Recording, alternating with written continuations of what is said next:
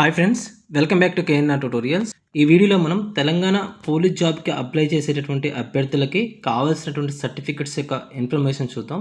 So మొదటగా చూసినట్లయితే 1 to 7th class వరకు ఉన్నటువంటి బోనోఫైడ్ కానీ లేకపోతే రెసిడెన్సీ సర్టిఫికెట్ కానీ మీకు ఉండాలి. సో 1 to 7th క్లాస్ సంబంధించి బోనోఫైడ్ లేదంటే రెసిడెన్సీ సర్టిఫికెట్. నెక్స్ట్ ఎవరికైతే రిజర్వేషన్ ఉంటుందో ఎస్సీ, ఎస్టీ, బీసీ అదేవిధంగా ఈడబ్ల్యూఎస్ అభ్యర్థులు వారికి రిజర్వేషన్కి సంబంధించినటువంటి ధృవీకరణ పత్రం అనేది ఉండాలి. నెక్స్ట్ థర్డ్ వచ్చి బీసీలు ఎవరైతే బీసీలు ఉన్నారో ఏప్రిల్ 1 తర్వాత తీసుకున్నటువంటి నాన్ క్రిమిలేయర్ సర్టిఫికెట్ అనేది ఉండాలి. నెక్స్ట్ స్పోర్ట్స్ కేటగిరీకి సంబంధించినటువంటి అభ్యర్థులకి వారికి సంబంధించినటువంటి ధృవీకరణ పత్రాలు అనేవి ఉండాలి.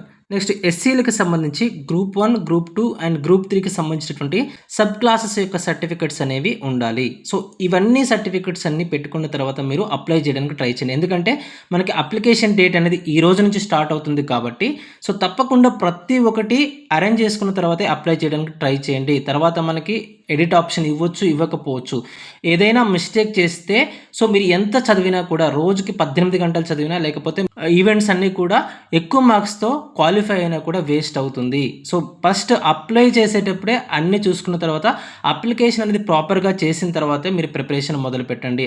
ఇంకొక విషయం, చాలామంది తక్కువ పోస్టులు ఉన్నాయని చెప్పి నిరుత్సాహపడుతున్నారు. గుర్తుపెట్టుకోండి, లైఫ్లో ఒకే ఒక్కసారి ఛాన్స్ వస్తుంది. అది ఈ ఛాన్సే అనుకోండి. ఒక్క పోస్ట్ ఉన్నా కూడా సీరియస్గా ప్రిపేర్ అవ్వండి. సో చెప్పలేం కదా, మీకే రావచ్చు ఆ ఒక్క పోస్టు. సో ఎలాగో ప్రిపేర్ అవ్వాలి, ఎందుకంటే మనకి వేరే దారి ఏం లేదు కాబట్టి ఎన్ని పోస్టులు వచ్చినా ప్రిపేర్ అవ్వాలి కాబట్టి సో తప్పకుండా ఆ ప్రిపేర్ అయ్యేదేదో 100% ఎఫర్ట్ పెట్టి సీరియస్గా ప్రిపేర్ అవ్వండి. ఇంతకుముందు ఏ విధంగా అయితే ప్రిపేర్ అవ్వో అంతకంటే ఎక్కువగా సీరియస్ అయి ప్రిపేర్ అవ్వండి.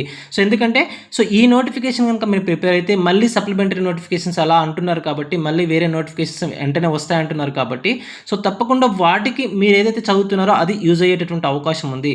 సో మీ యొక్క టైంని వేస్ట్ చేసుకోకండి. ఒక ప్రాపర్గా ఒక టైం టేబుల్ పెట్టుకొని ప్రాపర్ టైంకి కేటాయించి సో స్పోర్ట్స్ ఈవెంట్స్ కానివ్వండి లేకపోతే సబ్జెక్ట్స్ కానివ్వండి సో కరెక్ట్ టైం కేటాయించి చదువుకోవడానికి ట్రై చేయండి. All the best. వీడియో నచ్చితే లైక్ చేయండి, ఛానల్ని సబ్స్క్రైబ్ చేసుకోండి. Thank you.